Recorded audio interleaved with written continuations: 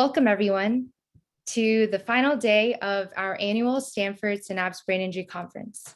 We are incredibly excited that you're here, and we have an amazing lineup of speakers and panelists who you'll be able to hear from and ask questions to today. My name is Gabby Lee, and I'm currently serving as Stanford Synapse's president. Stanford Synapse is a wonderful student group that supports individuals with brain injuries through fostering a strong social support network and creating a community of advocates. We facilitate weekly peer support groups for people with brain injury, organize the GLIO program, which pairs students with brain injury individuals for one-on-one companionships, and host events like this one to raise awareness about brain injury. I'm especially excited about today because you will get to hear from a panel of very special people who have lived with brain injury for decades and who have attended our peer support group for years. And I've personally learned so much from them, and I think you will as well today. The goal of this conference is to learn more and raise awareness about brain injury through the perspectives of clinical care, policy, biotech, and lived experiences. Also, I'd like to give a special thank you to the Department of Medicine, Neurology, Neurosurgery, Psychiatry, and Behavioral Science, and the Vice Provost for Undergraduate Education for sponsoring this event. Before I pass it off to our conference committee to introduce themselves, I'll go over a few conference and Zoom guidelines for today. So Dean, if you could share your screen to go over a few things that we'll have in place. Perfect. So we ask that for today's conference that everyone be respectful, inclusive, and present. Please mute yourself during presentations. And when you have any questions when speakers are talking, feel free to send them in through the chat, or at the end when we do have our Q&A session, use a raise hand feature and one of our moderators will call on you. And also lastly, throughout the conference, we'll be periodically sending the attendance form, and through that you can just put in your email information, and for the first 100 attendees, we'll be sending a DoorDash gift card to your email. So without further ado, I will pass it off to our amazing conference committee to introduce themselves. Hi everyone, I'm Julia. I'm a senior from Houston, Texas, and I'm very excited to have you all here today. Zoha, if you want to go next. Hi everyone, I'm Zoha. I am a sophomore studying psychology and I'm from Pakistan. And also super excited to see you guys here. I will pass it on to Dean. Hi everyone, I'm Dean. I'm a freshman at Stanford, interested in neurobiology, and I'm from the Bay Area, and I'll pass it off to Bakal. Hello everyone, I'm Bakal. I'm also a freshman here, and I'm interested in both biochem and computer science. So with that, I have the great pleasure of introducing our opening speaker for today, Dr. Robert Hamilton. Dr. Hamilton is an accomplished entrepreneur, engineer, and clinical researcher. And he's an expert in image and signal processing, as well as machine learning with extensive experience in cerebral blood flow, traumatic brain injury, stroke, and other neurological disorders. He is the co-founder and chief scientific officer at NovaSignal, a company that is revolutionizing how real-time blood flow data is utilized for brain health by combining artificial intelligence, robotics, and automated cerebral ultrasound technology. We're very excited to have him here with us today. So without further ado, I will hand it off to Dr. Hamilton. Perfect. Thank you very much. It's a pleasure to be here, and I'm honored to speak today, and would like to thank the committee for this honor in speaking today. I am going to probably have some internet troubles in the next few minutes, so we're going to go through this. The team will be moving this forward. Can everyone hear me all right? I'm trying to connect through my phone. Perfect. All right, as they mentioned, my name is Robert Hamilton, co-founder and chief scientific officer. I'm going to give a few different perspectives today, not only on entrepreneurship, biomedical engineering, but those applications from artificial intelligence, robotics, and traumatic brain injury. So hopefully there's a little bit for everyone today, and happy to answer any questions. So next slide.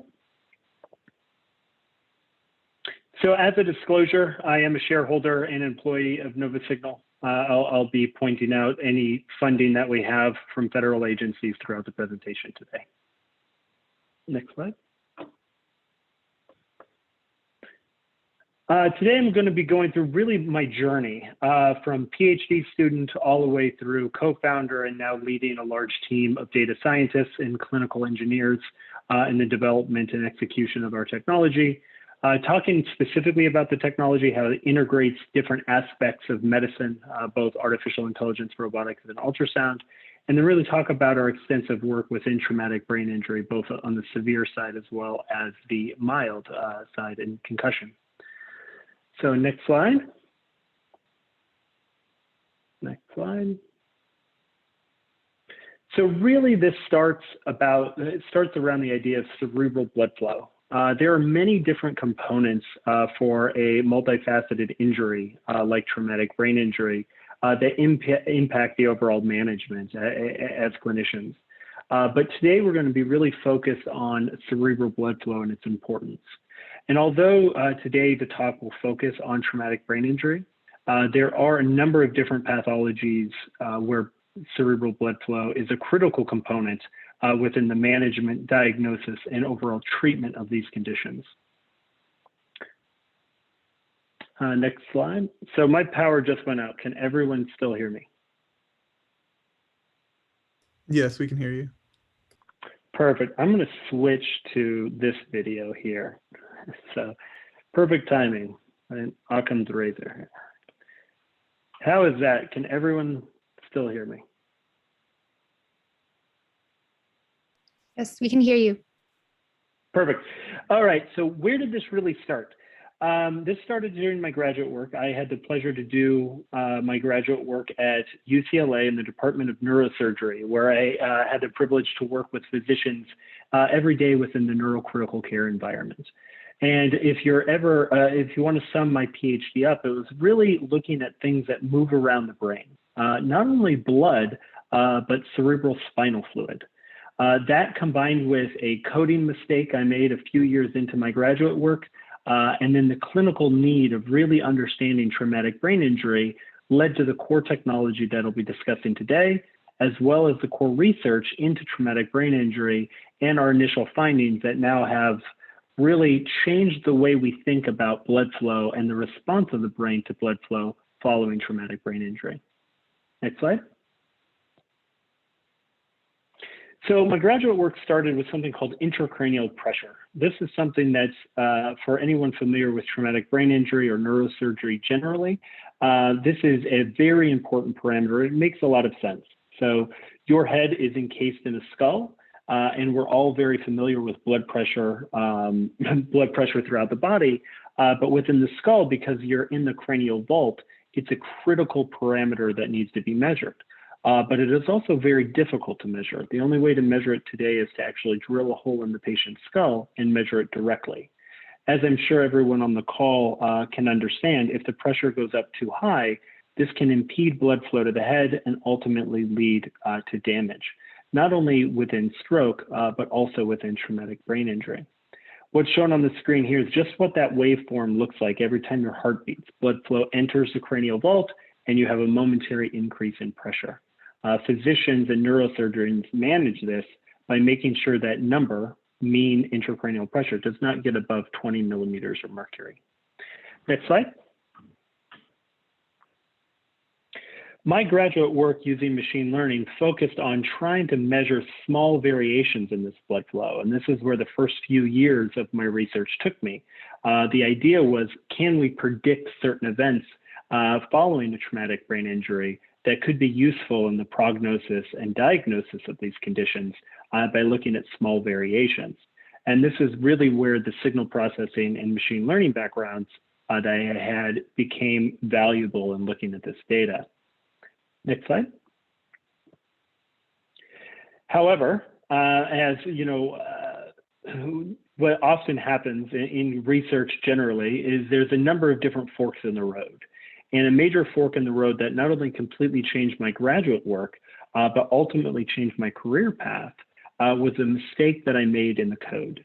So while working in the intensive care unit, I loaded the incorrect signal into this great algorithm structure and architecture that I'd been working on for years. And unfortunately, or fortunately, I should say, it ended up working. So what I'd like to show here is when giving this talk to especially undergraduates or really anyone interested in scientific research, is that you should always be aware of the results that are coming out of your test. You never know where these results could take you. They ultimately could lead you down a completely new path. Next slide. So what was that other signal that I was looking at? So I mentioned that the signal that I'd been looking at was invasive intracranial pressure, the one on the left. What I had looked at and accidentally loaded into our signal was the right. It is a non-invasive signal known as transcranial Doppler, looking at blood flow within the large arteries of the brain. So probably not obvious on this screen, but the signals look a lot alike. They're very pulsatile, but they tell you very different things. One tells you pressure, one tells you flow in the arteries. So next slide.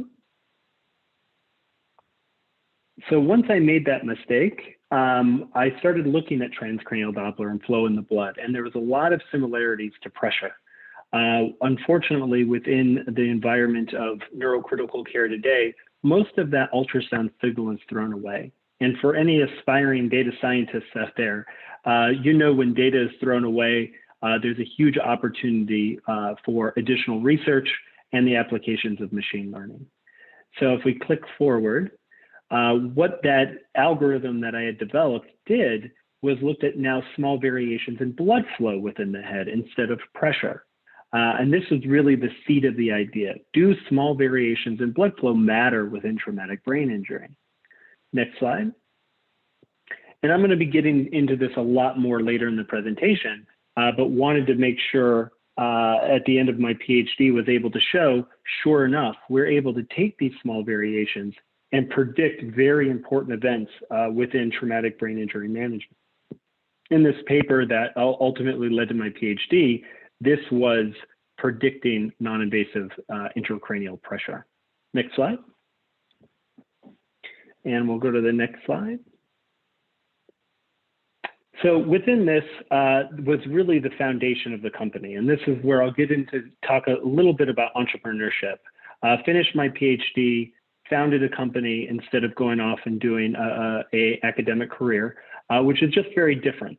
Both of them are needed. They're just very different career paths. And with the idea of what we had developed was really to combine that artificial intelligence or machine learning that we had developed during my PhD work with robotics and ultrasound to ultimately come up with a complete solution. Next slide. So the first step of this was democratizing access. What I haven't told you, and I won't spend too much time on, is that this particular ultrasound technique was incredibly difficult to do.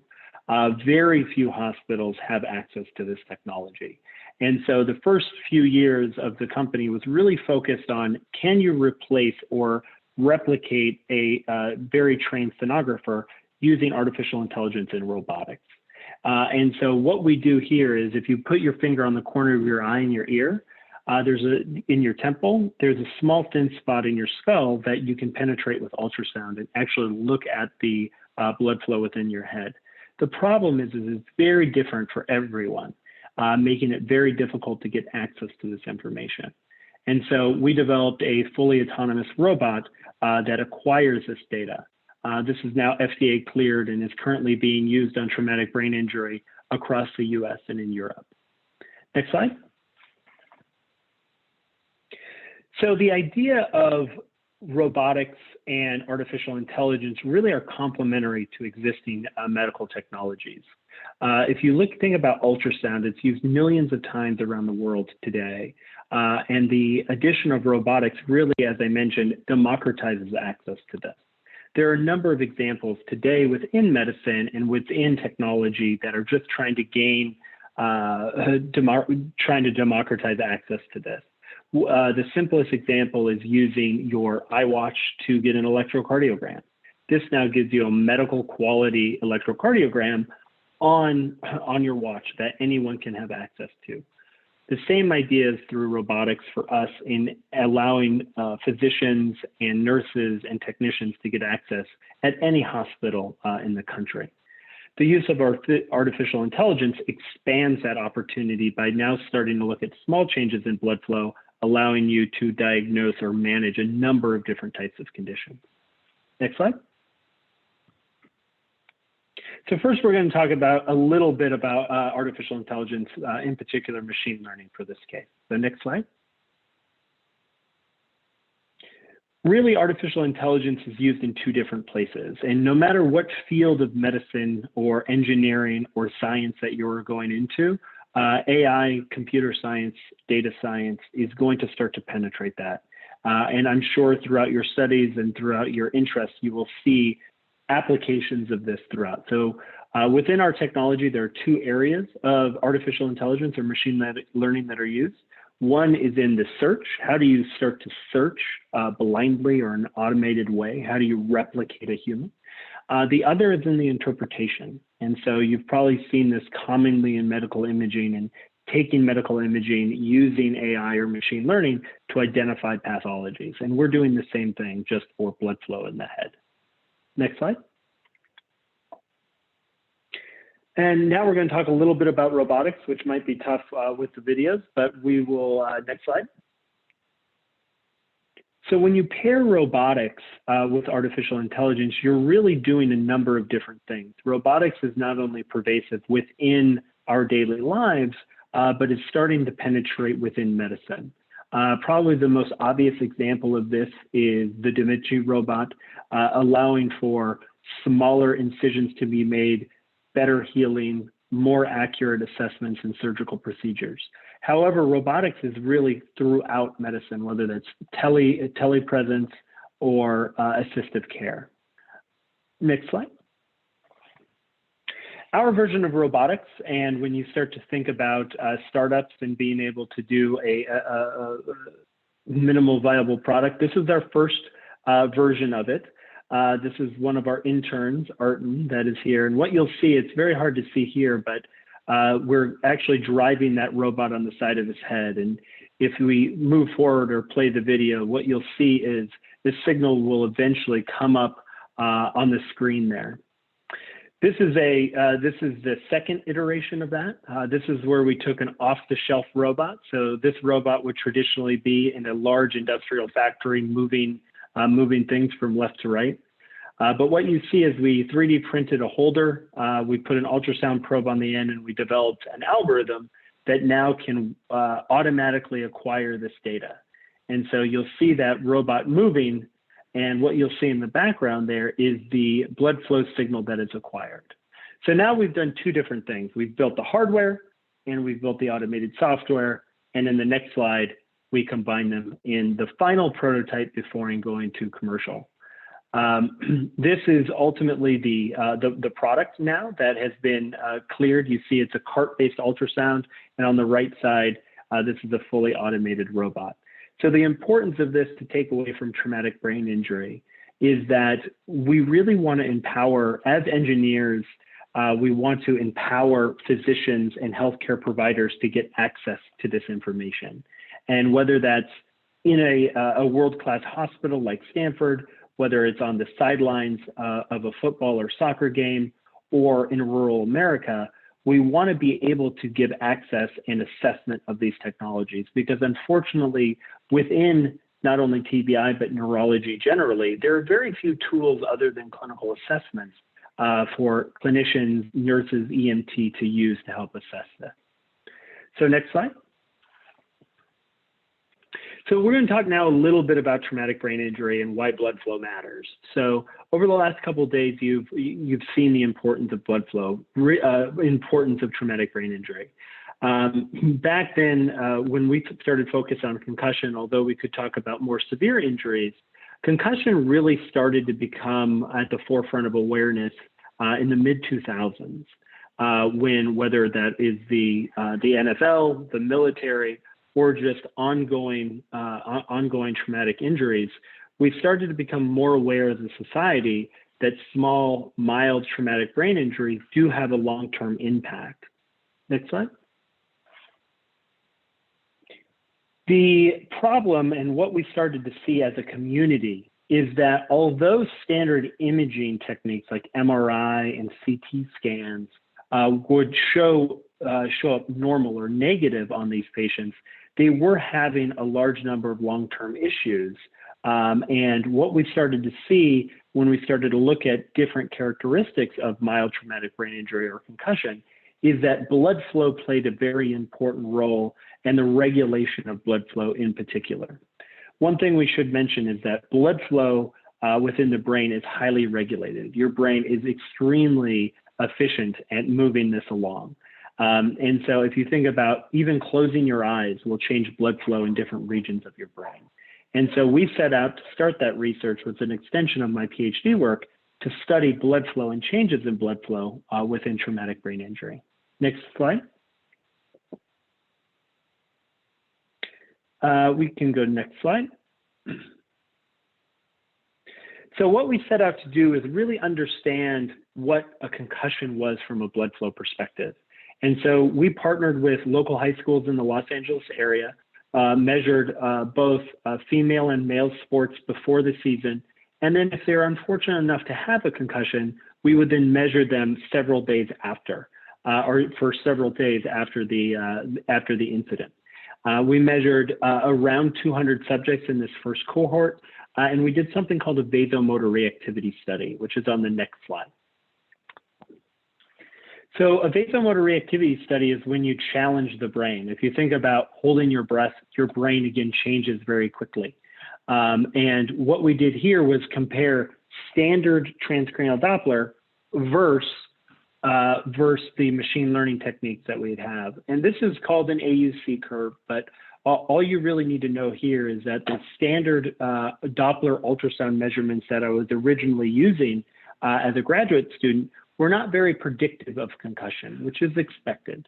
But when you started to look at the small changes in blood flow and use machine learning, you got a dramatic or a significant increase in the ability to diagnose these patients. Next slide. So now we've solved one problem within the concussion space, which is how do we diagnose an acute injury?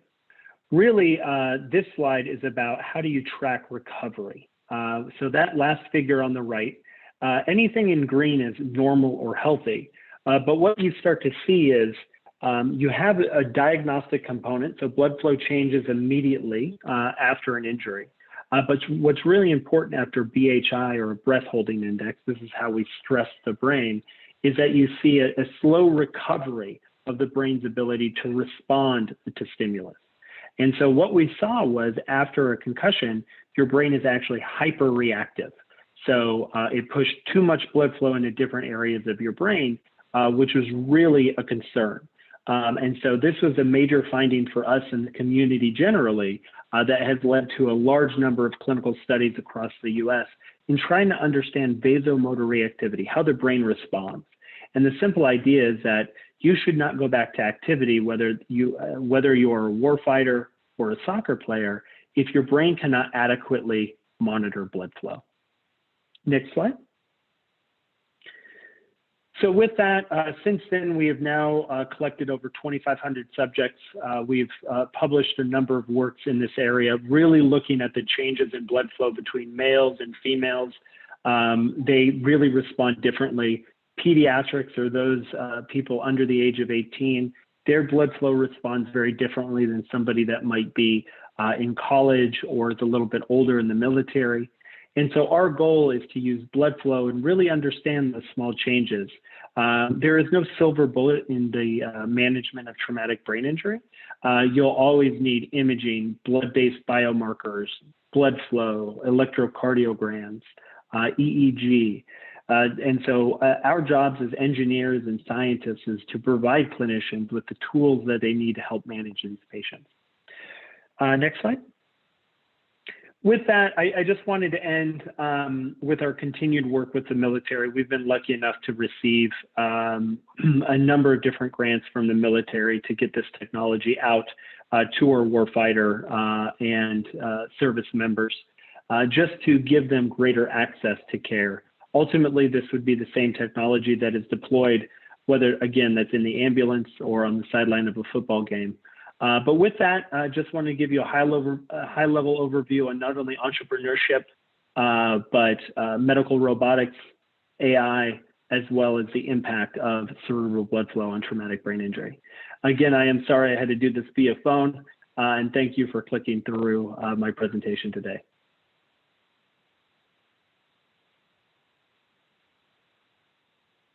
All right, thank you so much, Dr. Hamilton. As a reminder to everyone, if you have questions, feel free to send them directly to me or to put them in the chat or just raise your hand. Anything works. I guess we can start with the first question we have here.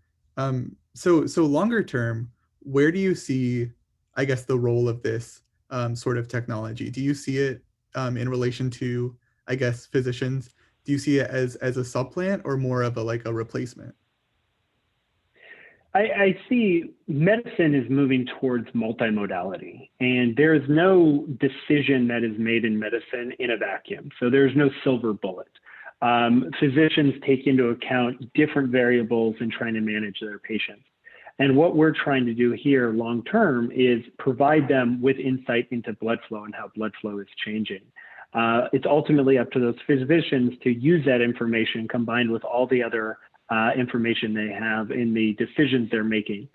Ultimately, we would also like to see this technology to help develop new therapies.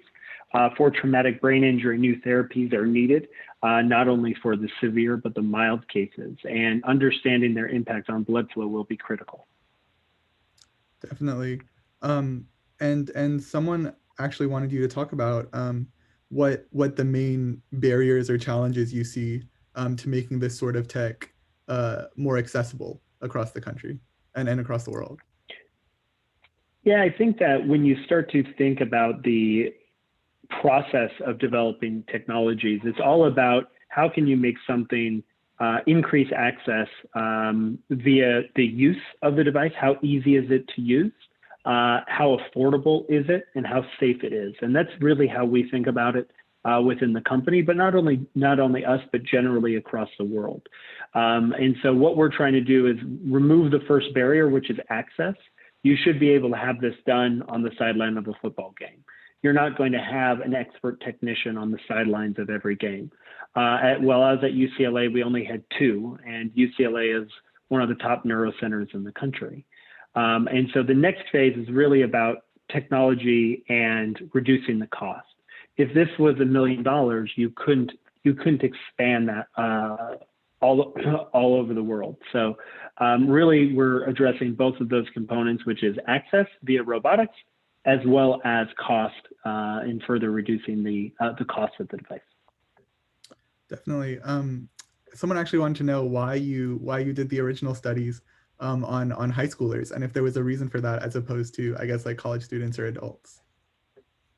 No, it's a good question. So when we started this work back in 2013, concussions in high school were a very big issue. And it turns out that as entrepreneurs, you have to find different ways to work. So the first place we went to were major universities. Working with major universities are very difficult to do, right? There's a lot of work that has to go into that. Working with high schools, on the other hand, had much more volume. There's a lot more high schools, a lot more students. Because we were using ultrasound, it was very safe, very tested. All of the high schools in our area were very enthusiastic to participate in that research. So really it was about how do we get to the most people as quickly as we can. And because there is such a need within the high school community, that seemed like a logical first step.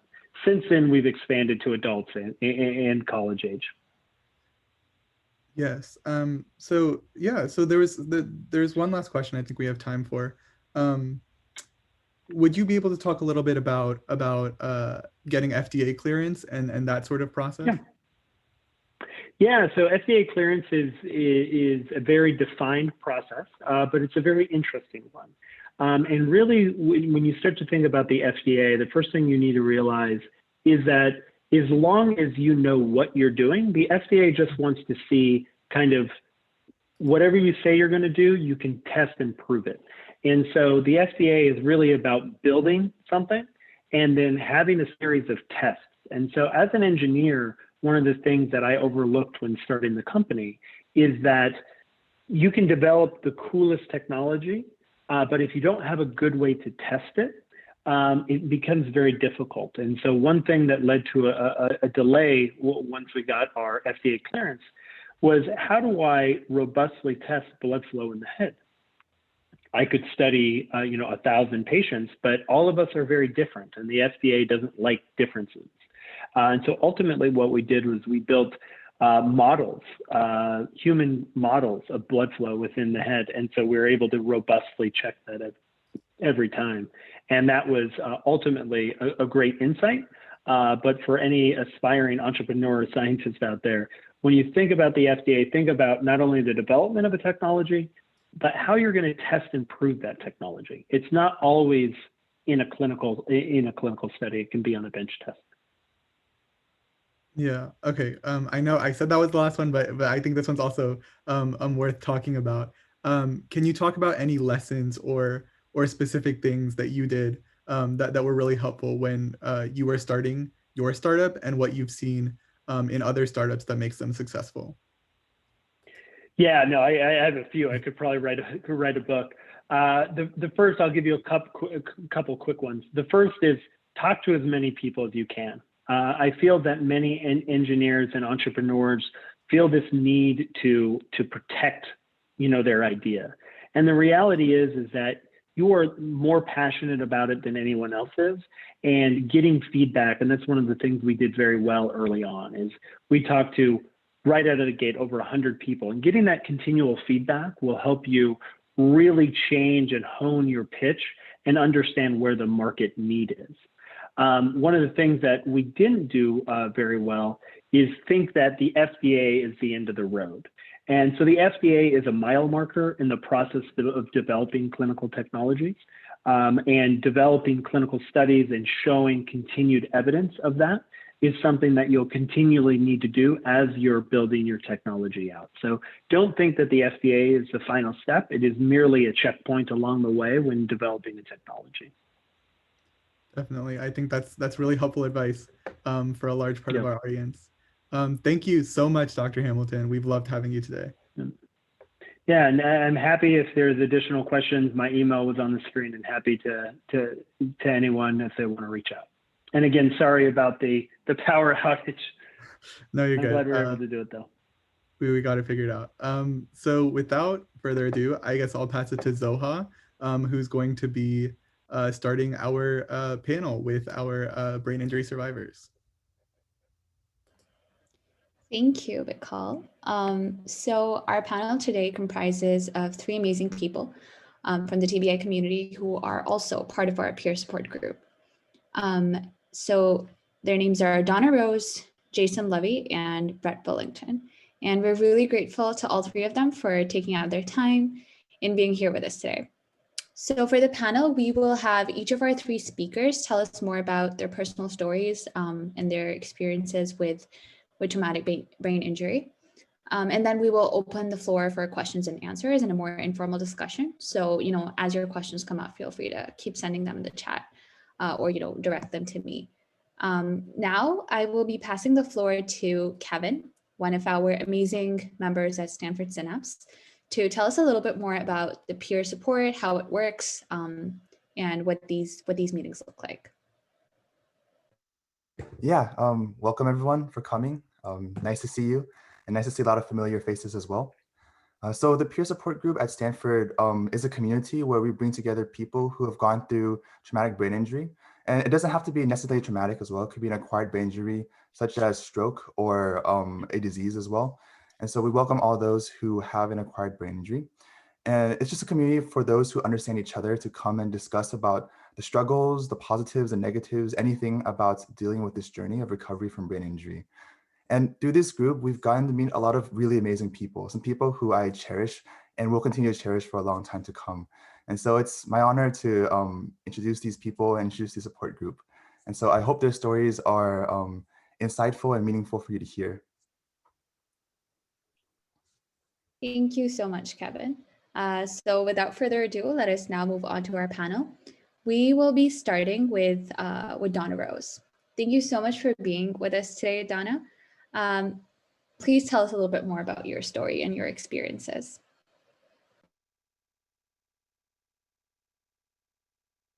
Wait. Yeah, you're unmuted now. It should work. Okay. I don't have the life I would have had.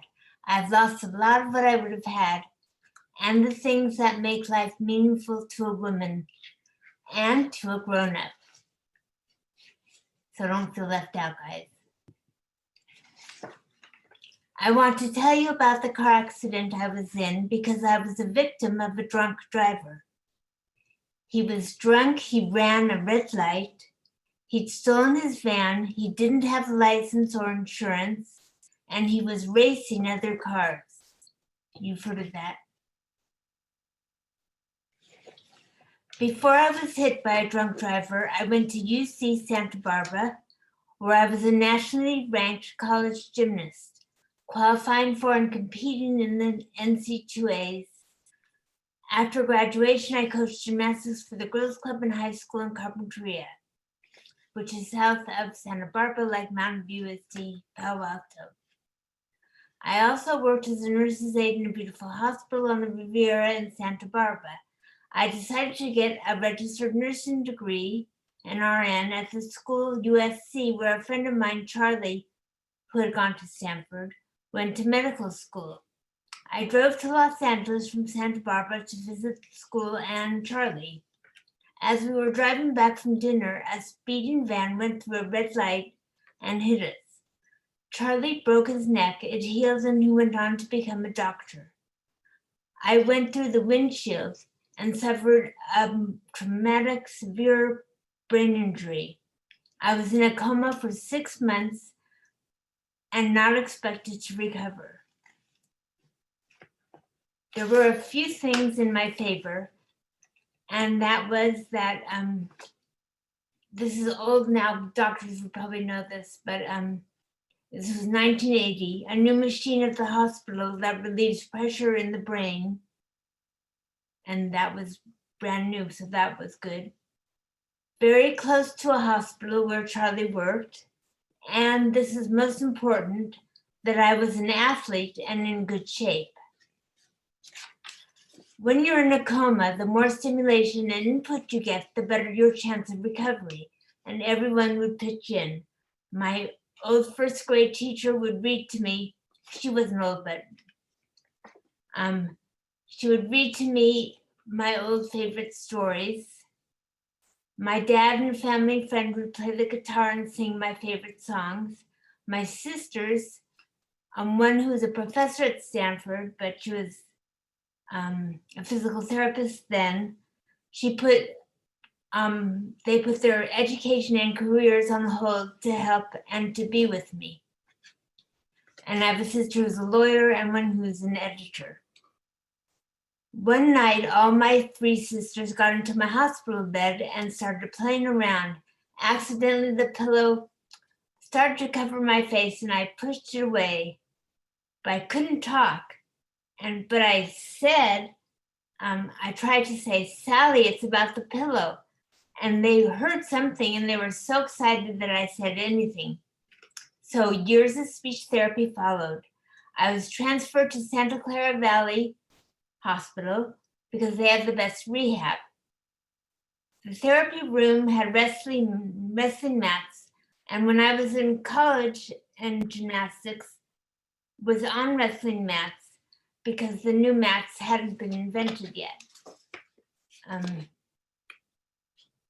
When I was in the therapy room, the smell of wrestling mats reminded me of gymnastics, so I tried really hard and made a lot of progress in therapy.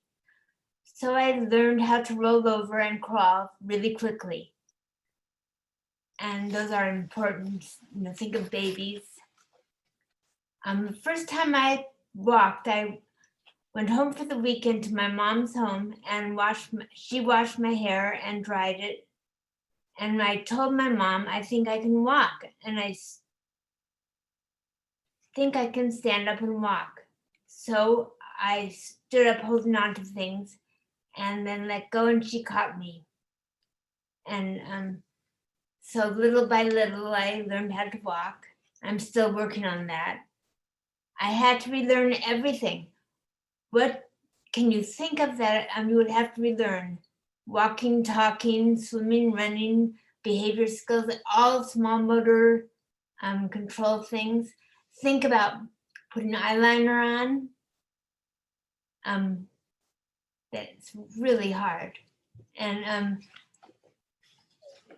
coming out of a coma, I had to relearn everything. And think in your mind, you know what to do, but can't do it. Things like earrings, ties, dropping small items, being dependent on people. You have to learn how to be dependent. I had been the most coordinated and graceful person, and now I was the most uncoordinated and clumsy. And that was the hardest thing for me to deal with, having been a gymnast. I raced the guys in the fast lane. This may be trivial, but it's kind of important, right, Kevin? I race the guys in the fast lane where I swim with masters because I'm in the slow lane because it gets me moving faster. And so this is swimming that we're racing. And one of the swimmers in the fast lane, Josh Woodruff, said I wasn't trying because I was going so slowly. So he raced me and I went so much faster. So then everybody had to race me. And so anyway, the coach suggested football players because they came down to the pool after their practice and just probably tried to clean off. But so I beat, I don't know if you guys are familiar with any football players, but Willie Howard, who is now with the Minnesota Vikings, but he probably retired, Chris Lewis, and Teo Johnson, Kylie Wong, Trent Edwards, Tim Wusu, TJ Resting, and the biggest one is Andrew Leck, and I beat him. And and David DeCastro, who I did not beat because he swam ever since he was a little boy, and we tied because he let me catch up to him because he's a gentleman. So anyway, when I spoke the first time, but I thought I'd been speaking all along and in Spanish, and that they just didn't understand me. And my mom thinks I was thinking in Spanish and talking in Spanish because I had Spanish speaking nurses, and I picked it up with my high school Spanish all those months. And so if you guys have any questions or anything I missed. Thank you so much, Donna. That was very inspiring. And I'm sure I speak on behalf of everyone when I say that, you know, it was truly moving. Thank you so much for sharing all of that. Thank you. We're gonna be taking questions at the very end, like collectively for all of you. But for now, let's move on to Jason. So Jason, we would love to hear more about your story and your experiences.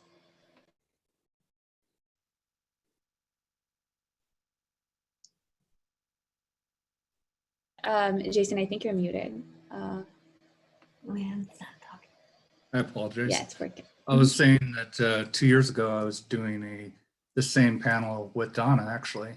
And a lot has changed in the last 2 years. So I'll briefly go into my story, but I'm going to expand on my recovery, which I think is pertinent to this group. But in January of 2017, I was involved in 3 car accidents in 4 days, which takes talent, I know. But the first 2 was serious. I hit a tree. The first time fell asleep, hit a tree. Next day I'm going back to Santa Cruz from Milpitas. I got rear-ended at a high rate of speed. And then the fourth day I hit everything in my neighborhood because I didn't realize I had a TBI. But anyway, I took 4 months off from work, and I felt like Led Zeppelin song, Dazed and Confused.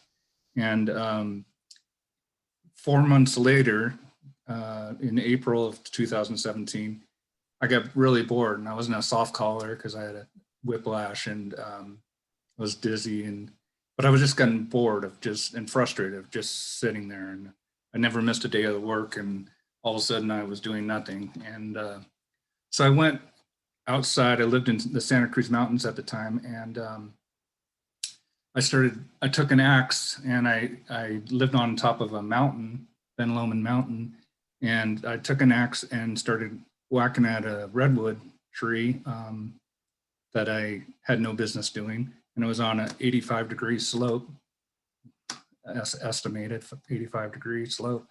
And I fell down what I later learned was 430 feet over boulders and fallen trees. And I broke my back in 3 places, broke my neck, my shoulders was destroyed, and ribs. And I had a head injury, obviously, that caused bleeding, and I had strokes, and I can't see anything out of my, I have 50% of field of vision cut to the right. I can't see anything to the right. So I've been having a long recovery ever since, and my journey has been filled with a lot of things, but I thought it was important to talk about some of the obstacles that I have had, because I have all the conditions just about out there, and I've heard 2 speakers prior speak about not putting labels on things, but I had the fatigue and the PTSD and the cognitive issues and memory issues and visual issues. Obviously, I couldn't handle any stimuli at all. But what really affected me, and I don't hear a lot of people talking about, is the depression issue, which is not an easy subject to talk about, but for me, it hit me hard. And I think what happened was the first year I actually went to Italy and celebrated life and being alive, and that was great. And then my progress slowed down greatly, and I didn't think I was improving, and that was frustrating. And then I started getting feelings of I was never going to be back to where I was, and I was losing hope. And that's one thing I definitely would like to stress, is never give up hope. And you can get better and will get better. And then about a year ago, ironically, I belong to a lot of support groups online on Facebook. And for some reason, a thing came up about a case study at Stanford, and that got my attention to Stanford. And so I decided to do it, and it's deep brain stimulation for TBI, which is a newer technology. It's older technology as far as that they've been doing it for a few years for Parkinson's patients and some other conditions, but it's new for TBI. I think I was the 3rd patient ever to have it done.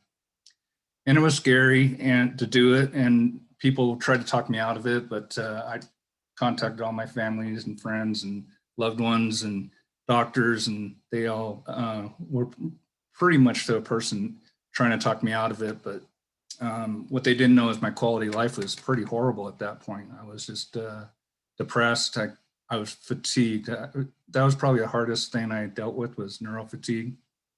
And I'd have to take naps 2 or 3 times a day. So my quality of life was pretty lousy. And so I decided to do it, and with the risk and everything. And I figured if I had 5% improvement, that would be worth it. And happy to say that I think it's probably 20 or 25% if I had to put a number on it, improvement.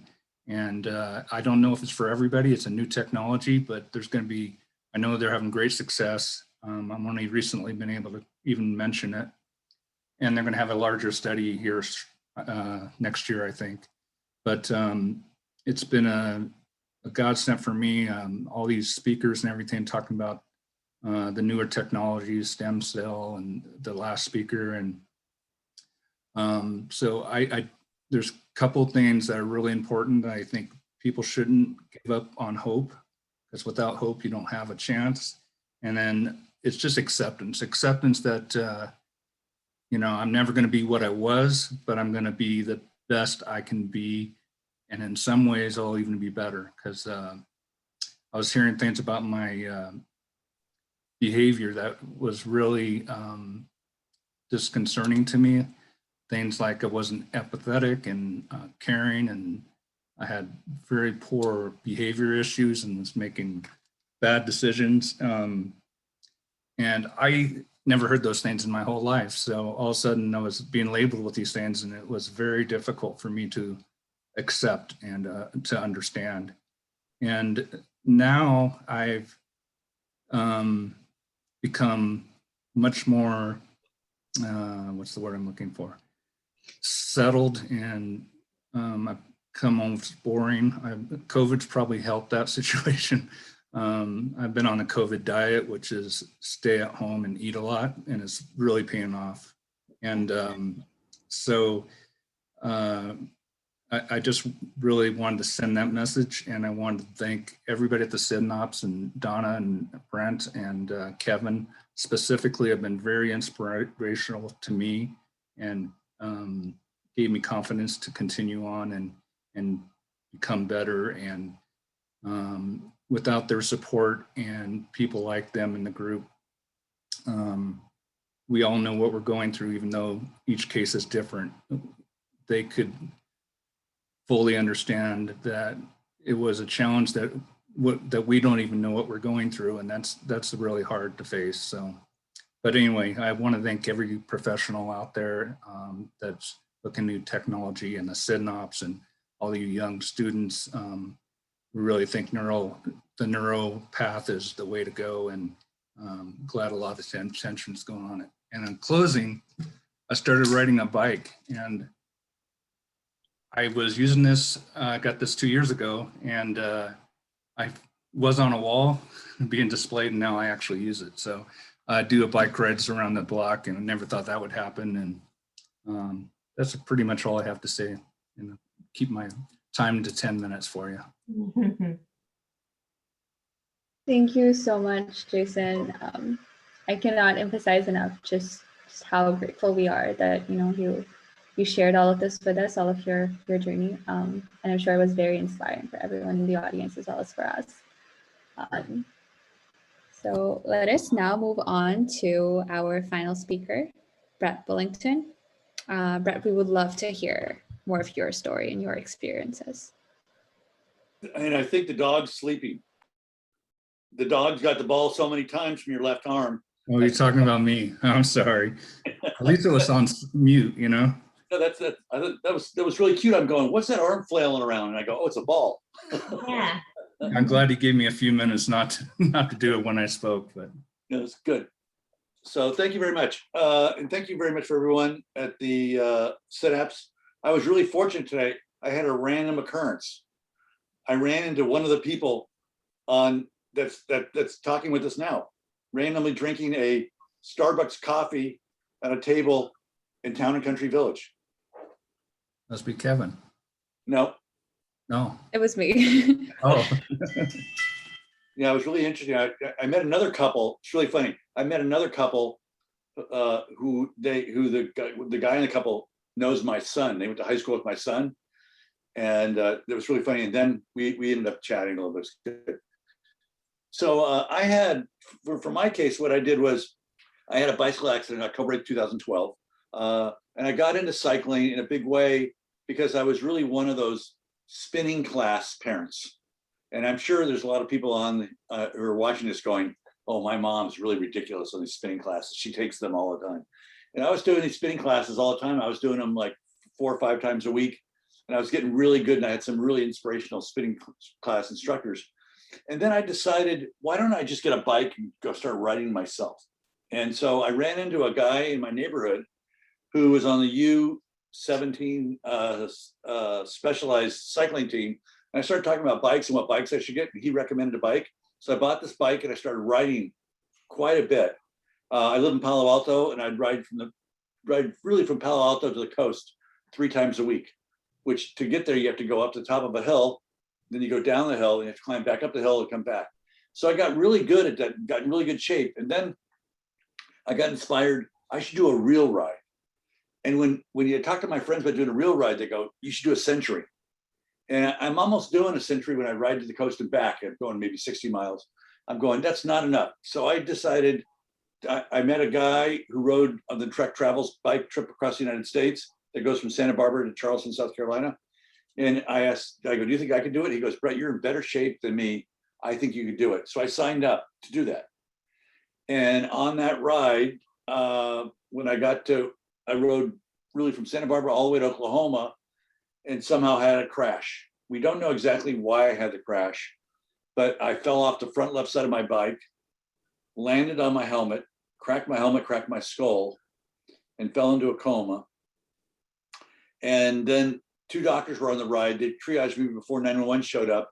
And 911 showed up and picked me up and took me to a helicopter and flew me to Joplin, Missouri. And in Joplin, Missouri is where I did my urgent care. I had a subdural hematoma, so they had to do a lot of stuff, take part of my skull out and so forth.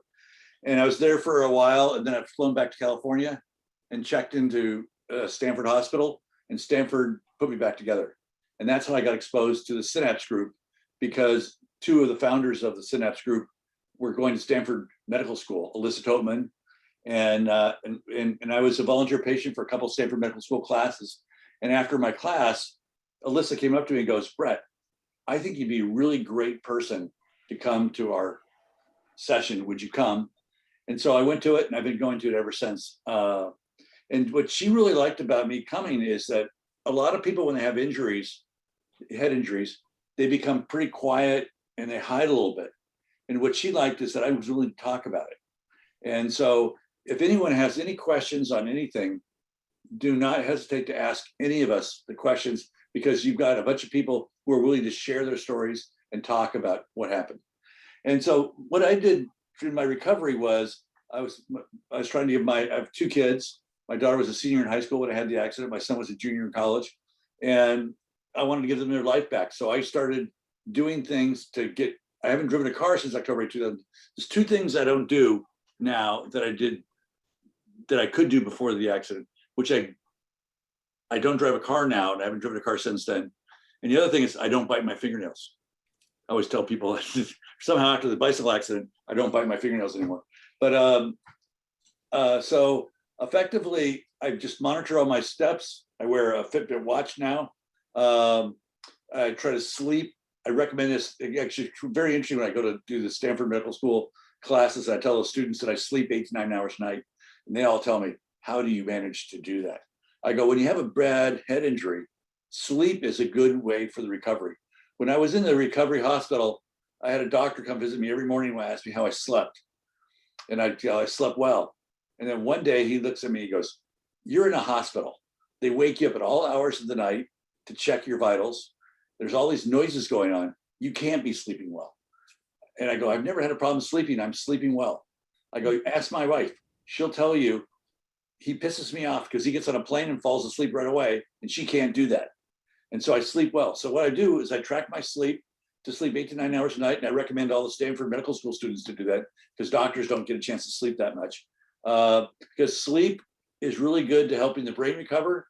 And if helping the brain recover, the brain will help the body recover better.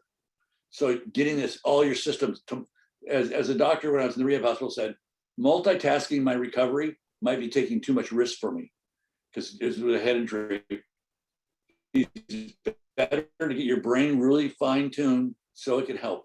And my body, besides my skull, didn't have much hurt, didn't get hurt too bad, but I did have one quirky surgery called the free flap surgery, where they took the lat muscle out of my back and put it on my head. Because what you have is you have your hair, you have your skin, you have your muscle, you have your skull, and you have your dura. And what they were really worried about after the surgeries on my head was infection coming in if the muscle wasn't strong enough. And so what they effectively decided to do is take the muscle off my back and put it on my head. And I was really fortunate that I came through that well and pulled through it all. So the big thing to do is I monitor my steps, I monitor my sleep, I try to metric myself on a regular basis. When I'm doing things, I will sit back and go, how did I do that before? Did I do it now? Am I doing anything stupid? And hold myself accountable for my recovery. Because the thing about a head injury, there's not a miracle cure, there's not a miracle drug, there's not a miracle doctor. You have to stand up and do the things you can do to have the best recovery possible and hold yourself accountable for that.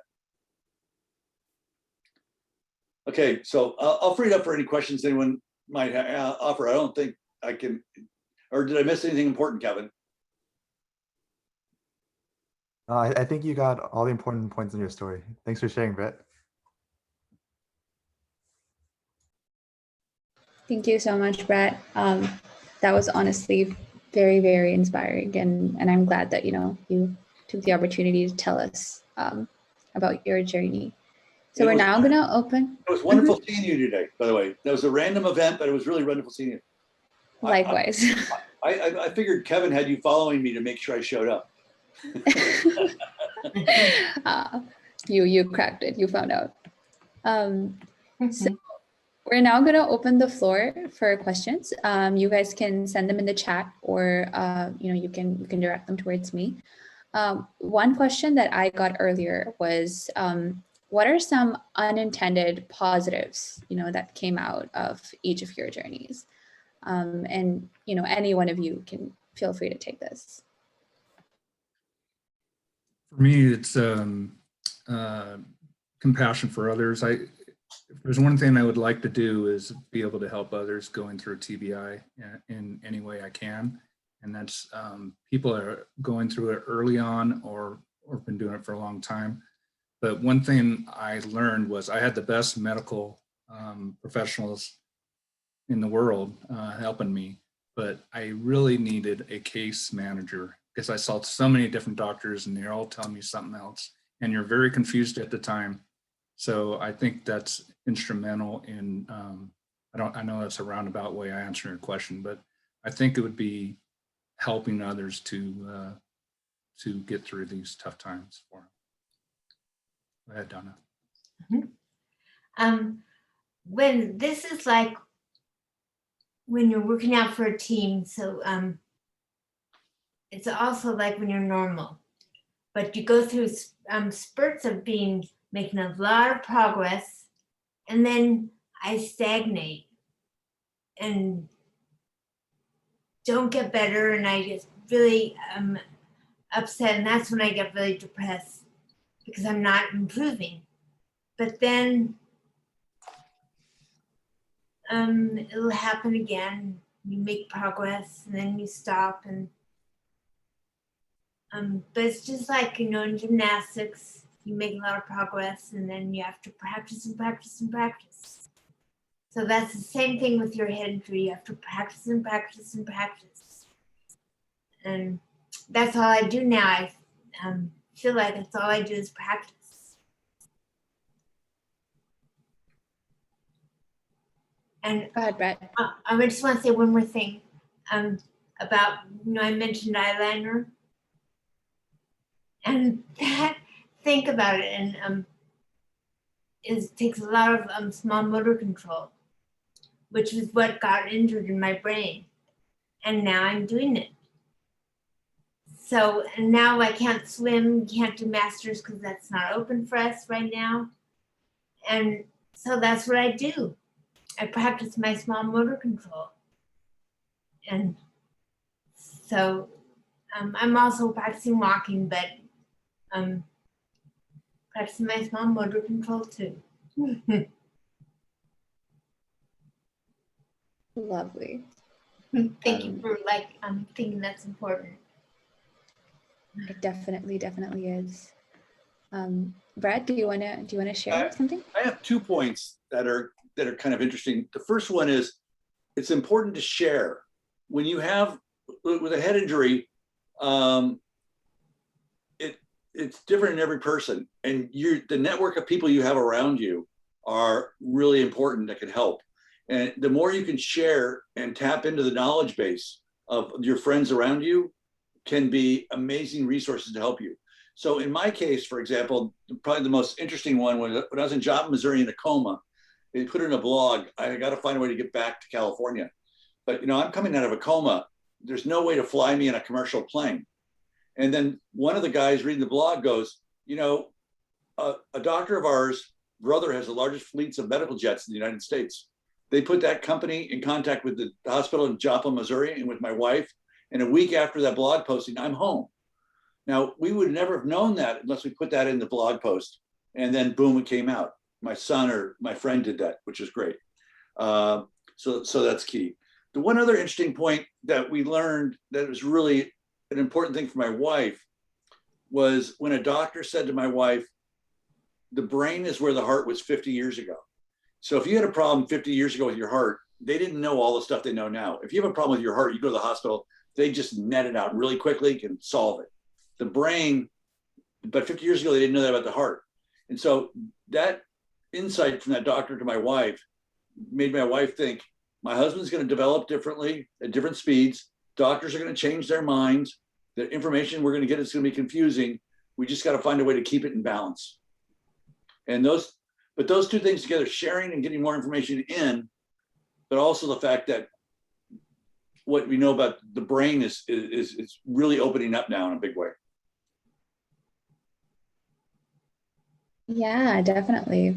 Thank you so much, Brett. In the chat, I have another question directed to me, which is, what do you think other people can most misunderstand about what it is like having a TBI?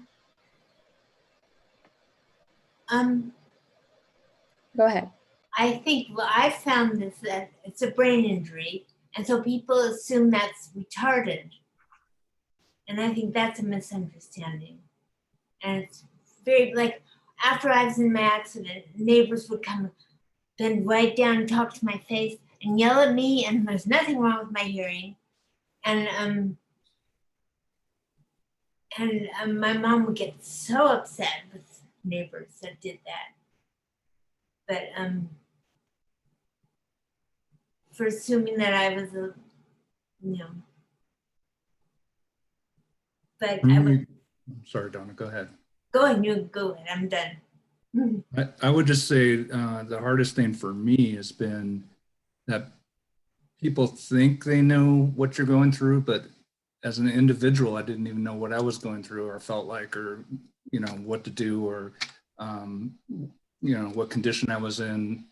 I always say, I don't even know my own reality, so how can I explain it to somebody? So it's just, I know from speaking to others, it's not like we're looking for pity or anything like that. We just want understanding, and I know it's hard from your from an outsider's perspective to understand, but we're trying, and it takes time to be patient.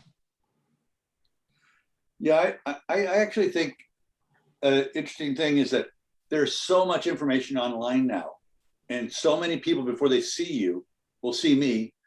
They would come and they've done all this research on Google online, and they think they know more than they really know. Right. And sometimes they'd come to my house and they would assume things were going to be a certain way. One time I was meeting with this couple when the wife looked at me and she goes, "Brett, I am really surprised you're talking so well. You walked to the door and let us in." And she goes, "After reading your blog and doing all this research online, I thought you were going to be in much worse shape than you are now." And I told her, I looked at her and I said, "Can you do me one favor?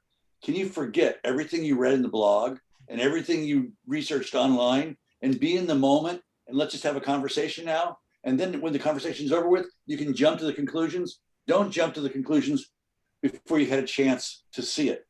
And she looked at me, she looked at me and she goes, "You are being really tough on me. This is not the Brett I know." And her husband goes, "No, this is exactly the Brett we know. He's the guy who's willing to net it out for you right away. He's just being honest. He's making a really good point. I think that we should pay attention to it." And he looked at his wife particularly and said, "And I think you should be focused on this, because this is something we probably have done in other instances, not just now." And so we kept our conversation going.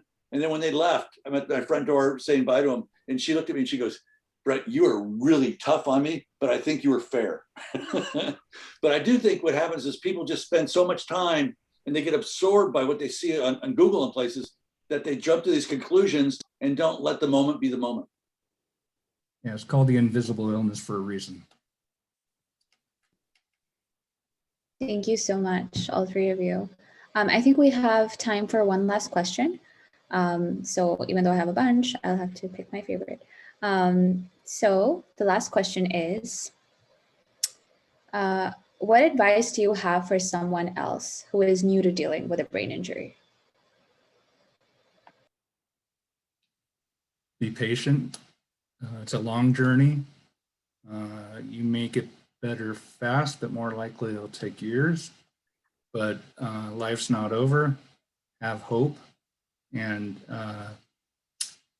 don't listen to one person's advice when you don't necessarily agree. You have to form your own opinion as best you can, and get a second opinion when it's appropriate to do so. That would be my advice. You guys, Donna? And I would say just try to enjoy it, the rehab, because it can get kind of, you've probably done it before, you know, when you're little and you have to do it all over again. You have to be like a baby and go through all the steps again. Just try to enjoy it and think that you're going to do it better this time, even though you'll probably do it worse, but think that you're going to do it better. How about you, Brad? Anything? I think trying to find a way to enjoy the moment and keep exercising your brain. The best way to have a good recovery is to get your brain working to recover the stuff that it might have lost or has turned off. And the best way to do that is to keep using it. And by the people you continue to talk to, and by people you can learn from, and be open to it. And I think the other amazing thing is organizations like Synapse are really fantastic. I mean, because when Alyssa asked me to go to it, I was talking to my wife and she goes, this will be good. I think Dana came to a couple of them, but she didn't come to very many of the meetings. But it's really interesting that not only the people who have the injuries, but the caregivers. Mm-hmm. The caregivers can come and they can tap into and learn. I've talked to many people about when, after my accident, they thought I had some vision blocking in the upper left side. And I went to the Byers Clinic on the Stanford campus. I had this amazing doctor who was a neurologist, ophthalmologist, way overeducated doctor. And she was fantastic. And I think I've shared my experience working with her with other people, because people are having vision issues. It's good if you can just go talk to other people who've been through it, and they can give you their context of the whole thing, and possibly even introduce you to them. Thank you so much. And with that, we've come to the end of our panel. To all of our speakers, I think someone in the audience has a question. Debbie, do you have a question? Yes, I'm going to be selfish and take a few minutes. I was a member of Synapse for a long time, and I'm an on and off kind of member. I took care of someone who had a severe brain injury. And I want to commend all of you on the panel, including Kevin, who some of you may know also had a brain injury. You are all doing so well. I love you to pieces. My prayers are with you. And I'm so proud of Synapse. And I learned so much, even though I was a caregiver for someone with brain injury. It increased my awareness that it is an invisible injury, like Jason said. And then Jason told me, for taking care of my friend Scott, he says everybody needs a Debbie, and I will never forget that for as long as I live. God bless all of you, and thank you for the beautiful symposium. I hope to see all of you in the Synapse group very soon. Thank you, Debbie. Love you. God bless. Yeah, I apologize for not saying caregivers are incredible people to put up with, guys, ladies and gentlemen like us, but whenever they're available for us, it's a true benefit for sure. Love you, Debbie. Thank you so much, Debbie, and thank you to all three of you. Just wanted to reiterate, not only were those stories of incredible bravery and resilience, but it also takes a lot of courage to share them with the rest of us. And we would just like to express our endless gratitude that you decided to do that, because we're all very touched and very, very inspired. So with that, we've come to the end of our panel. I am now going to be passing the floor on to Bikal to introduce our next speaker, Dr. Pratik Mukherjee. Yeah, thank you, Zoha. Actually, our last speaker. So we really appreciate all of the insightful comments of our panelists. And at this point, I have the great pleasure of introducing, as I said, our last speaker of the conference, Professor Pratik Mukherjee.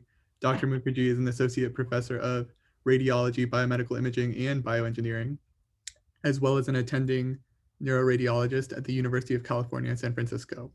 His primary clinical research is the study of traumatic brain injury using advanced MRI imaging. His research has been focused on technical development, neuroscience, and clinical applications of advanced imaging methods for mapping structure and function of the human brain. We're very excited to have him with us today. And so without further ado, I'll hand it to Professor Mukherjee. Thanks very much, Bikal, and thank you to all the organizers of this Synapse conference. I feel privileged to be able to speak here. And I'm going to see if I can share my screen.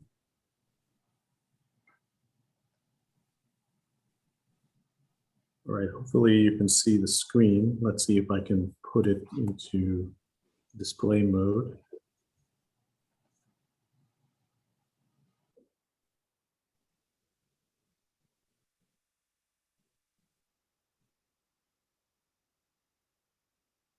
So I think I'll just present it this way. So yes, I'm a neuroradiologist and a neuroscientist in the Faculty of Radiology and Bioengineering just up the road in San Francisco. And I think that we just heard from Mr. Bullington that the brain is where the heart was 50 years ago. And I definitely agree with that. And I think I'll start this talk by showing where the brain and brain imaging was roughly 50 years ago as well. And when I was a kid, this was my favorite TV show, The $6 Million Man. For those of you who are not old enough to remember this, this was actually the #1 in the Nielsen's rating, the most popular TV show in prime time of that era. And it's about an astronaut and test pilot, who crashed his experimental plane and required both his legs, arm, and left eye to be replaced by superhuman prosthetics, what they called bionics. And I found it interesting because in the opening credit scenes of each episode, they would show him being operated on in the emergency room when they installed his bionic implants. And in the back of the OR, you could see, the radiology films that were there. And on the right, you can see the film that was on the view box in the back of the OR. And that was the state of brain imaging back in the year 1973, which is basically a skull film. So that was the most advanced non-invasive brain imaging available in that pivotal year. And you can't actually see the brain on it. All you can see is bone and air. So his doctors would have had no idea if he had a TBI. The best they could see is if he had a major skull fracture on imaging like that. So it wasn't just concussions that were invisible wounds back then. All types of injuries to the brain were invisible. In fact, all brain diseases were essentially invisible in that era. And so if you go to the advanced brain imaging that was available in that year, and these are invasive imaging methods, that would be cerebral angiography and pneumoencephalography. So what doctors would do, and for cerebral angiography, I used to do this myself when I was a trainee. You basically stick a needle into a major artery, thread a catheter up the arterial tree, and inject X-ray dye to opacify the arteries of the brain. So then you take X-rays and you can see where the arteries of the brain are. Or you could do pneumoencephalography, which meant injecting a needle into the spinal column, injecting a large quantity of air into the cerebrospinal fluid, and then using this chair that rotates, pretty much 360 degrees along all axes to maneuver and rotate the patient so that the air would go up the spinal column into the brain, where it would, cause you to be able to see where the ventricles, which is the CSF spaces of the brain, are. So you couldn't actually image the brain itself, but you could see, based on either the air in the ventricles or the X-ray dye in the blood vessels, the gross anatomy, such that if there was a major mass like a tumor, or if there was a big hemorrhage, say from a TBI, then you would see that the positions of those might be shifted, or there might be some change in their shape. So that was kind of the top of the line brain imaging back then. And in fact, in the movie that year that was #1 in the box office, The Exorcist, and for those of you who are too young to remember this horror classic, it's about a young girl who's possessed by a demon. So they were trying to figure out in the movie why she's behaving so strangely. So they had her undergo the most advanced neuroimaging of the time. And in fact, these scenes of the movie were filmed in the radiology suite at NYU. And she underwent both pneumoencephalogram and cerebral angiography. And this angiography was done via a direct carotid puncture. So the audiences could see the arterial blood or simulated arterial blood spurting out, as happens when we insert the catheter. And actually, it was often these scenes that the audiences found most disturbing. And there was a story of one guy in the audience who fainted so hard that he broke his jaw. People hadn't seen anything like this. And in fact, by modern standards, something like pneumoencephalography is fairly barbaric in that when you inject that much air into the CSF space, the patient would wind up with a splitting headache afterward that would last quite some time. And of course, after doing that and then spinning them around through all those axes, that would cause them to become nauseous and often throw up. So it's the kind of test that you could never get a patient to volunteer for more than once. And I say 1973 was a pivotal year because that was the year the first CT scanner was built. And CT scanning basically made pneumoencephalography completely obsolete. I don't think there's ever been a medical technology that went obsolete faster than pneumoencephalography after the CT scan was invented. For angiography, that's now relegated to more niche applications than a primary means to do brain diagnostics. And of course, CT scan is instrumental even now, 50 years later, for the acute management of traumatic brain injury in the emergency room. Essentially, all the physician's decisions on the acute management of more severe trauma is based on the results of the CT scan. And you got a sense for this in Dr. Jan Bijar's talk on Thursday. And this is an example of one type of hemorrhage we often see after a significant TBI on CT scan. So this is subarachnoid hemorrhage. So the brighter areas you see on the right side of the image, the left side of the image, which is the right side of the head, common radiologist mistake. These are the areas of acute blood seen after the traumatic brain injury on the CT scan. This is another type of hemorrhage that we see often after a skull fracture on CT. So here's the skull fracture on the left-sided image we're seeing on the bone window. And in the middle image, you can see that there's a small bright area, which is the small epidural hematoma that was seen on the first CT scan done after the trauma.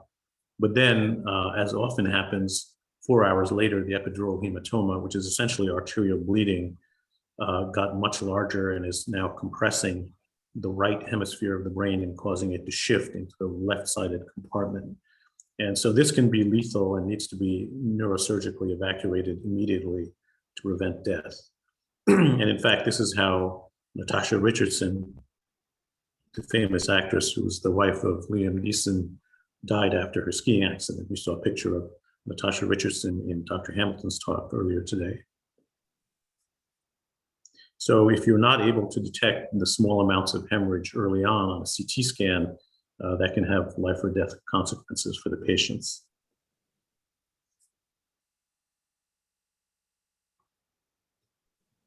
And then in the mid-1980s, MRI was first introduced and was another quantum leap forward in our ability to image the brain.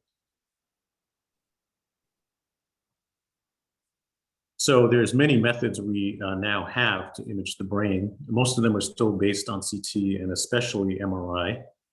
There's other technologies such as magnetoencephalography, known as MEG, positron emission tomography, PET scanning.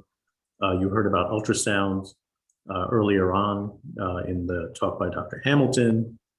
And so many of these are elaborations. Like in MRI, we can now do functional MRI, fMRI, which is essentially being able to image blood oxygenation levels in the tissue of the brain as the brain consumes oxygen. We can do perfusion imaging and measure blood flow, very high resolution compared to other methods using MRI. And we can do diffusion imaging or measure microscopic motion of water molecules to interrogate the microstructure of the brain, which I'll have more to say about later in the talk. But it's interesting to note that all of these methods, CT, MRI, MEG, PET, ultrasound, even the more advanced MRI methods like diffusion MRI and functional MRI and perfusion MRI are all 20th century inventions. They were all invented from the 1950s through the 1990s. And essentially progress in this century has relied just about entirely on advances in information technology. And so that includes the machine learning and AI that you heard about from the first speaker, Dr. Hamilton. So essentially imaging is information technology. We use sensors to produce streams of data. And then after that, it's a matter of managing that data and analyzing it. And so the Moore's law advancements, exponential advancements in IT have allowed us to produce and analyze far more data now than was possible in the past. And just as an example, when I was a radiology trainee in the late 1990s, a typical MRI scan might have about 100 images on it. Currently, when we do brain MRI scans on routine patients, including brain injury, those now contain thousands of images. And in the old days, we were limited in how many images we could produce, not just by the computers of the time, but also the fact that we actually had to print them on film and hang them up on view boards, like you saw with the skull film that I showed at the beginning. And that was because we didn't have these cheap, large, high-resolution displays back then. And the internet was brand new, so the network bandwidth was not there to even transmit 1 megabyte of data in a timely fashion that we would need for urgent clinical interpretation. That, of course, has all changed, and now we get, within minutes, the gigabytes of information that we need from these scans. Whereas my standard clinical scan, MRI scans, might have thousands of images, the research MRI scans that I'll be talking about later are now a single scan on a patient has tens of thousands of images, and we're quickly approaching 100,000 images. And a single scan will be gigabytes of data. So it's kind of a different world from a data management standpoint. So when you have this problem, you're going to have to lean on AI to help you out. And this is a collaboration that we did.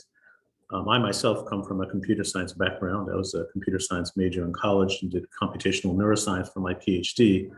So this was a lot of fun to work on. So I collaborated with my neuroradiology colleague at UCSF, Esther Yu, and also a very famous professor of computer science at Berkeley named Jitendra Malik, as well as his trainees at the time, Wei-Cheng Kuo and Christian Hain, both of whom now work for Google. And we applied deep learning to basically be able to automatically detect acute blood on emergency head CT scans. And what we're showing here in the top row is subarachnoid hemorrhage. So you see the original image marked A with the bright blood in the subarachnoid spaces.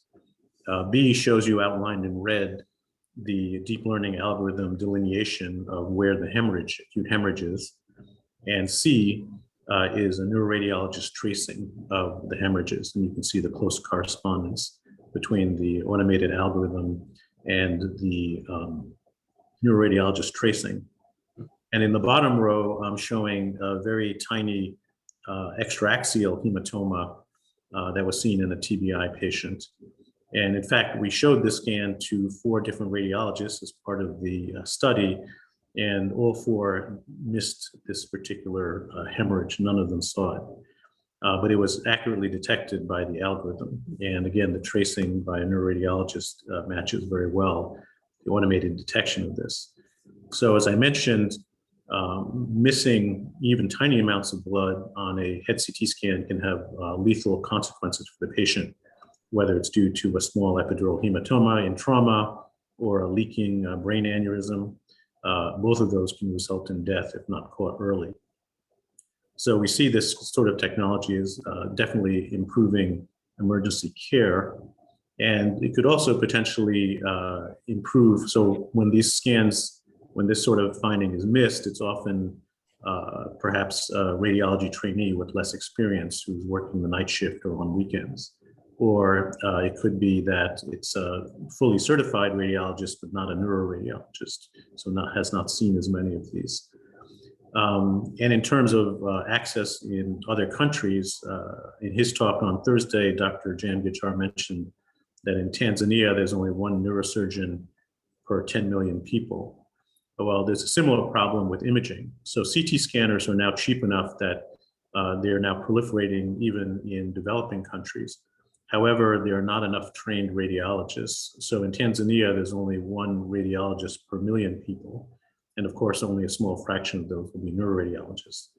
But if you have these automated detection algorithms, then you could potentially be able to do cloud-based provision of this type of very fast automated detection to improve emergency care throughout the world.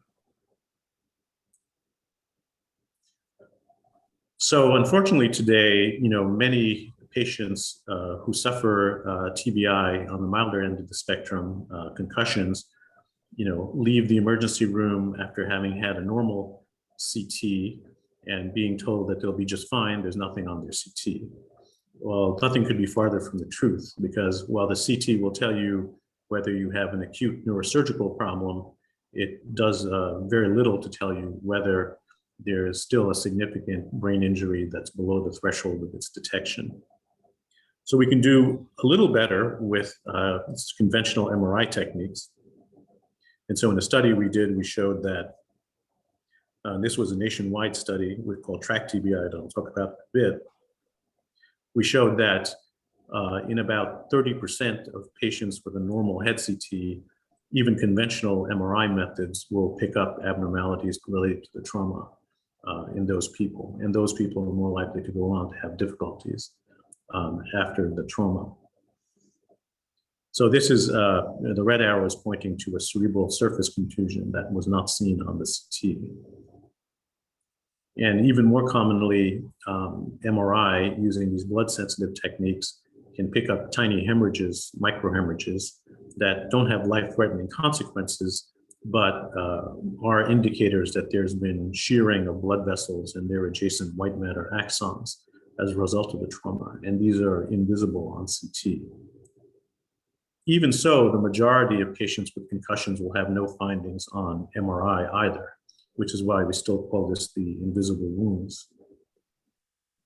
So we need to develop more sensitive methods for detecting the effects of concussion. So one of these methods that I work on is diffusion imaging. And it allows you, as I mentioned, to measure the movement of water molecules at a microscopic level, so in microns. So the spatial resolution of the image is still on the millimeter scale in terms of the number of pixels that comprise it. However, it's sensitive to signals that develop at the micrometer scale. So you're actually sensitive to when if you have axonal shearing due to concussions, it can potentially be picked up by that. So I mentioned the TRACK TBI studies. I lead the imaging efforts for this study. So this stands for Transforming Research and Clinical Knowledge in TBI, and it's the largest observational civilian TBI study in the United States.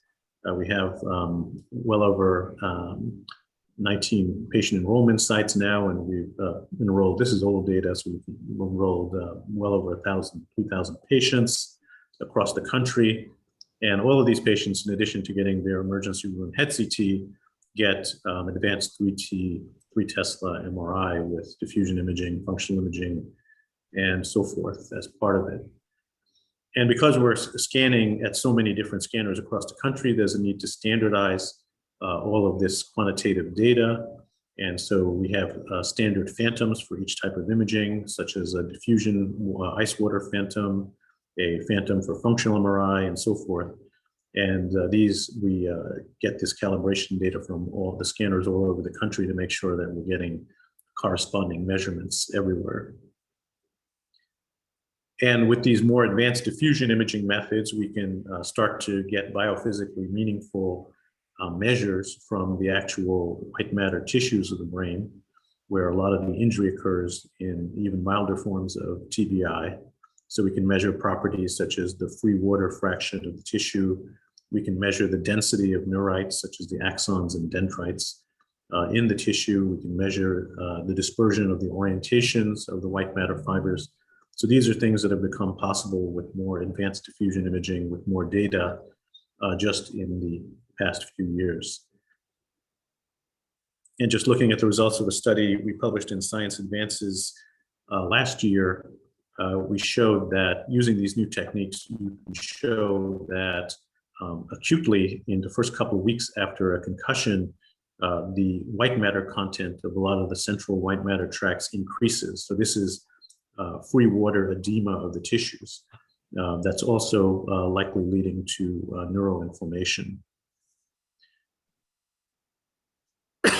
And then also in this paper, we showed that there's also, over the course of 6 months after the injury, with serial imaging, that there's also axonal degeneration. Even after a single so-called mild TBI, you can actually measure that the neurite density, or the density of axons in some of these white matter tracts, is decreasing.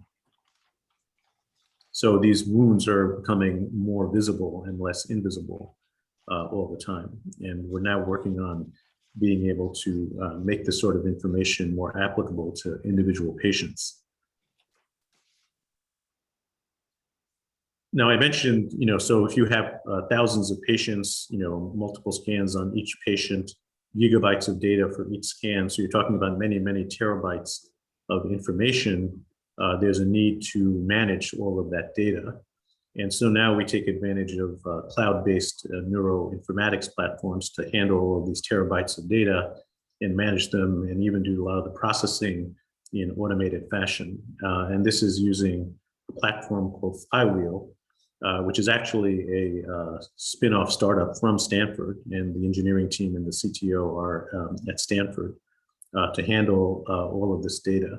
And it provides kind of an intermediary front end to the big cloud vendors, such as the Google Cloud and the Amazon Cloud, for storing and managing all this data. And this is a big revolution. So we adopted this just in the past year. And before this, like a couple of years ago, when I had to take all the terabytes of data that we've gotten from TRACK TBI and transfer them to the federal central database for public dissemination, that's called FITBR, we actually had to send it out on multiple terabyte hard disks. So this is similar to what you saw with the, say, Event Horizon Telescope, which is that collaboration of radio telescopes all over the world that created the first images of a black hole. And you may remember the famous picture of an MIT grad student posing in front of a whole stack of hard disks where they collected all of that data to analyze it. So that's kind of where we were until recently, but now with these modern cloud-based neuroinformatics platforms, it's made our job a lot easier to manage and disseminate all of this data. And I mentioned magnetoencephalography. This is a functional imaging technique that has a lot of advantages over functional MRI. So with functional MRI, you're imaging the blood oxygenation of the brain tissues to get a sense of its function, but those evolve only over seconds or tens of seconds of time, whereas neurons work on millisecond timescales. So magnetoencephalography basically detects the magnetic fields, the minute magnetic fields. And so we're talking about quadrillions of a Tesla that emanate from inside the skull and basically creates images of that. And so you can track the neural activity on a millisecond timescale. And so this is something that we have up at UCSF. It looks like a large hair dryer, but it actually costs millions of dollars, much like a 3 Tesla MRI scanner would. And so this is something that we have hopes for that can provide more insights into the milder spectrum of injuries, such as concussion. And this is just an example of a concussion patient with the blue areas denoting areas of reduced brain connectivity after the concussion. And then on a follow-up scan, basically 2 years later, most of those areas have resolved, although there's still some evidence of reduced connectivity in those particular areas. So perhaps not a full recovery. So this is the kind of information that we can't get from even our best functional MRI techniques, that we need this more specialized equipment for. And I'm also part of a collaboration to build the world's highest performance MRI scanner. So the current generation of most advanced research scanners are known as 7 Tesla scanners, where 7 Tesla is a measure of the magnetic field strength of the scanner. Just for comparison, the Earth's magnetic field is much less than 1 Tesla. So this is far less than 1 Tesla, in fact. So these are, basically the most powerful magnets on the planet. The improvements that we're doing with this scanner, so this is a collaboration between UC Berkeley and UCSF, and the scanner is now sited and as of last month operational at Berkeley. So if you compare it to, say, the 7 Tesla MRI scanner you have at Stanford or the 7 Tesla MRI machine we have at UCSF, this scanner has a magnetic field gradient system that's 4 times more powerful than those scanners. And it can switch those magnetic fields 4 times faster. So that actually are those actually are the 2 most important parameters for creating better diffusion MRI and better functional MRI at higher resolution and faster. And we are also combining this with the new generation of radio frequency antenna coils to receive the signal, and new generation of MRI pulse sequences and computer hardware and software to manage all of that data. And to give you a sense of the scale of the engineering involved, the magnetic field gradient system draws about as much energy as the power output of a Los Angeles class nuclear submarine. So it's a fairly major engineering project. And we recently got funding from the newly created Weill Neuro Hub, which is a collaboration of UC Berkeley, UCSF, and the University of Washington in Seattle, with the Department of Energy National Labs, which in our area is Lawrence Livermore and Lawrence Berkeley, to start doing very high resolution imaging on this scanner. So the hope is to get to the meso scale. So as I mentioned, Our conventional MRI scanners image at the macro scale, which is 1 millimeter resolution or less. But here we're hoping to image at the mesoscale. So the actual spatial resolution will be measured in hundreds of microns. So in volumetric terms, that's 1,000 times higher spatial resolution than you get from our current generation of scanners. And of course, we'll be studying TBI.